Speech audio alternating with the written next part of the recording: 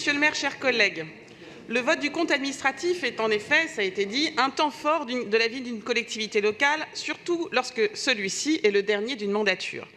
Il retrace l'ensemble des dépenses réelles de notre ville et des recettes perçues l'année précédente. En d'autres termes, il traduit les réalisations effectivement menées et permet donc d'apprécier la santé financière de la collectivité, mais aussi permet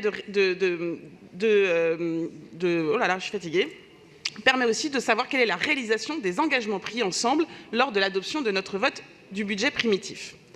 Cette délibération et ses rapports associés sont la preuve que notre majorité a pris à bras-le-corps ses responsabilités.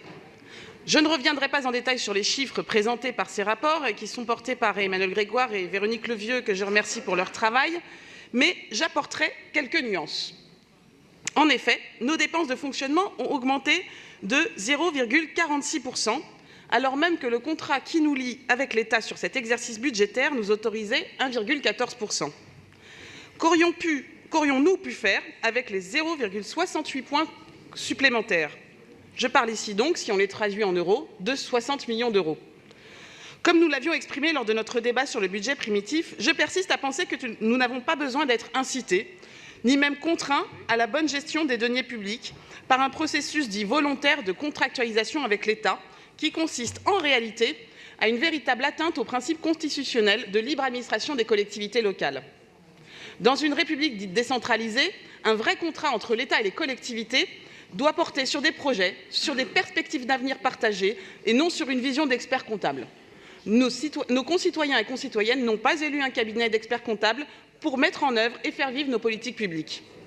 L'État nous a donc proposé contractuellement un cadre, alors même qu'il est en incapacité de rembourser la dette qu'il a lui-même contractée auprès de notre collectivité et aussi auprès de nombreux départements d'ailleurs.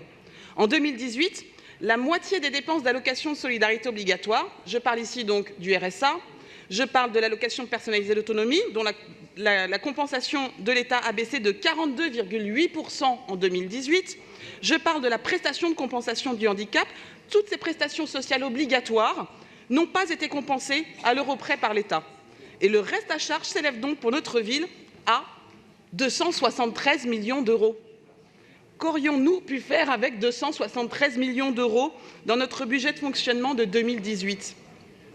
Alors, chers collègues, il nous semble important de rappeler que ce ne sont pas les collectivités qui éprouvent du mal à maîtriser les dépenses publiques. Ce ne sont pas elles non plus qui votent des budgets en déséquilibre, ni même parfois même si le déséquilibre pourrait se justifier par un choix d'investissement important, par des dispositifs de solidarité qui se font de plus en plus criants. En revanche, ce sont bien les collectivités territoriales qui se voient imposer des dépenses que l'État ne fait plus le choix d'assurer. Il y a des évolutions entre 2017 et 2018 sur lesquelles nous devrons nous pencher plus particulièrement. Ces évolutions vont nous obliger à choisir des orientations budgétaires plus franches en décembre prochain afin d'adapter nos politiques publiques. Je redonne quelques chiffres. Moins 19,2% pour la dotation globale de fonctionnement. Alors qu'en parallèle, nous constatons qu'il y a plus 6,6% d'augmentation pour l'aide sociale à l'enfance, plus 1,8% d'augmentation pour le RSA. Et en parallèle, nous avons un chiffre magique, 14,3% de droits de mutation à titre onéreux, DMTO. Ça, ce mot magique, je vais rester quelques instants dessus.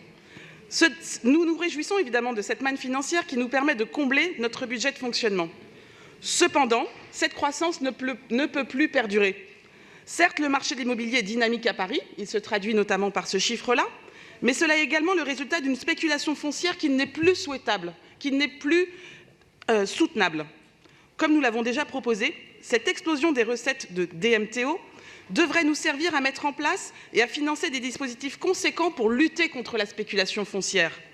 Notamment, les recettes de cette taxe devraient être en bonne partie fléchées directement vers l'organisme foncier solidaire et donc vers le financement du logement social, vers la programmation d'acquisition sociale, vers la préemption d'immeubles, d'appartements et de locaux vides.